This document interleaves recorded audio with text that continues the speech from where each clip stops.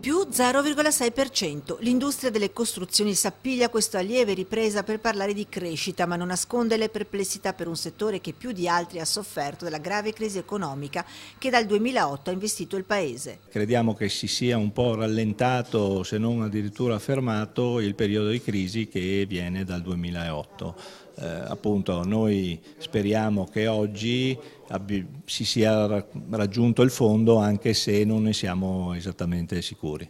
Un dato che per ANCE comunque rappresenta la linea di demarcazione di una crisi decennale che ha sottratto in Veneto 7 miliardi di investimenti, ma il dato più preoccupante riguarda l'occupazione. Un dato preoccupante è la perdita di ulteriori 14.000 addetti in Veneto nel settore delle costruzioni, che porta un saldo negativo di circa 100.000 persone impiegate in edilizia dal 2008 ad oggi.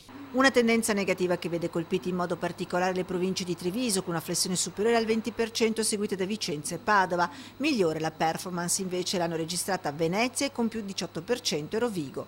In questo contesto i costruttori hanno aperto un dialogo con la Regione per gli appalti sotto il tetto di €1 milione. Si cerchi di e per i lavori sotto soglia cosiddetti, cercare di fare degli elenchi che racchiudano le imprese locali, le imprese regionali e le imprese provinciali da cui attingere, in modo tale da avere più possibilità per le imprese della regione di partecipare.